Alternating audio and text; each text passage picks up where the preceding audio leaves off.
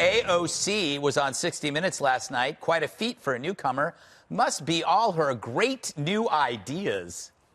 People are going to have to start paying their fair share in taxes. Once you get to like the tippy tops, on your $10 millionth dollar, sometimes you see tax rates as high as 60 or 70%. What an expression.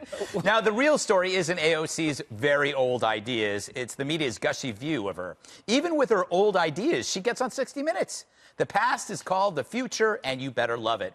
Take AOC's delightful dancing video from last week. The media created a fake story that conservatives attacked her over this delightful trifle. Not really. In fact, the only stories written about the dance were by liberals using it to falsely smear the right. So the press creates a shield around her in which any criticism must be due to sexism or bigotry, when in fact it's in their heads and not ours. But this strategy works by preventing real criticism about her actual beliefs, which are retreads of horrible ideas from previous centuries.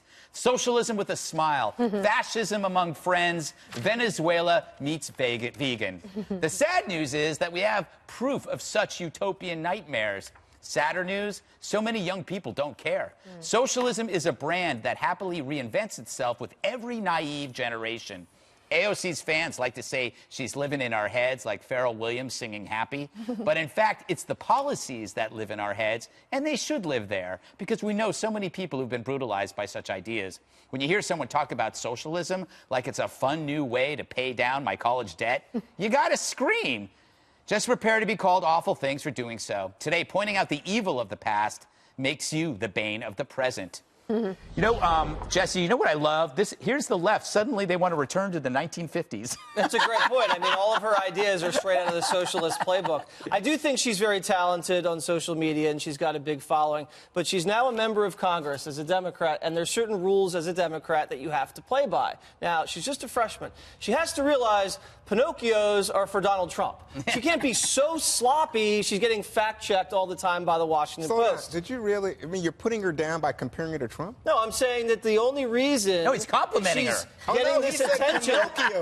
That means she's when the Washington Post fact-checks her more than Donald Trump, it's a problem for the Democrats. Also, she's also so out there politically that the Republicans can now use her as a wedge issue against their own party, and the leadership hates that. She's also hot-dogging Nancy Pelosi. She's starting to steal her thunder, and a lot of people in leadership are saying, hey, slow down a little bit. Let's be honest. This reminds me of a rookie, you know? Okay. They had a great college career. Now they got drafted, top draft pick. They enter the league, and giving the opposing teams a lot of bulletin board material, kind of bad with chemistry in the locker room. A lot of the vets on the team don't really like her that much. Getting called for a lot of personal fouls on the field. The coaches are a little... Are you talking about her? No! No, we love her. I would never. Rookie I'm saying she's in page 6 a lot. You know, she might burn out, but she might have a long career. We don't really know yet. Jesse, let me just point some things out to you. One, she voted for Nancy Pelosi, and then the Republicans hissed at her, because guess what? She is gold for Republicans. They are making her the star.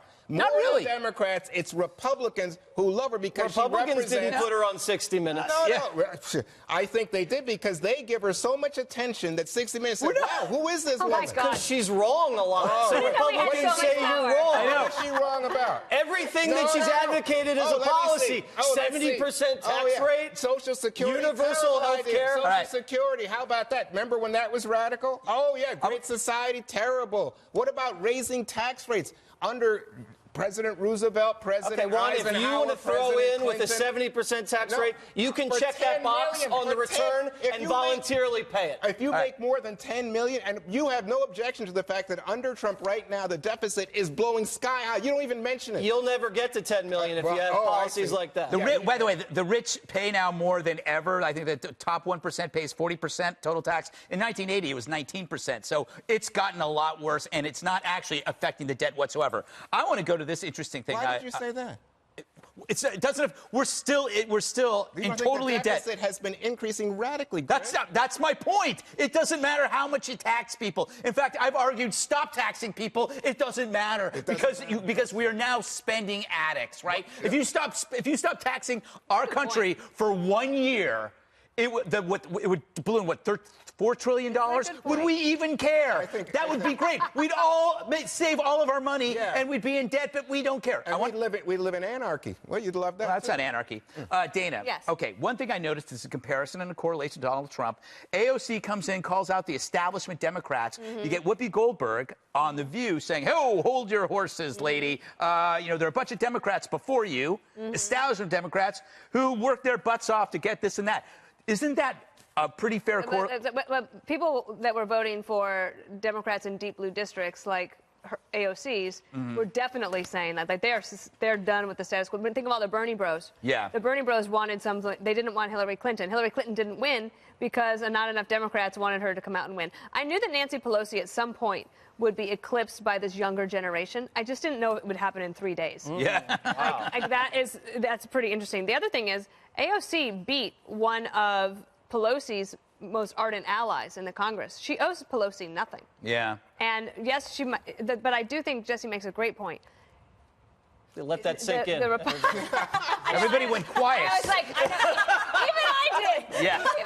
I'm like, wait, did I just say that? That came out of your mouth. But the more she actually talks about the ideas, not her personally, not the dancing, not that, but the ideas, right? That you could retrofit all of America within 10 years with renewable energy.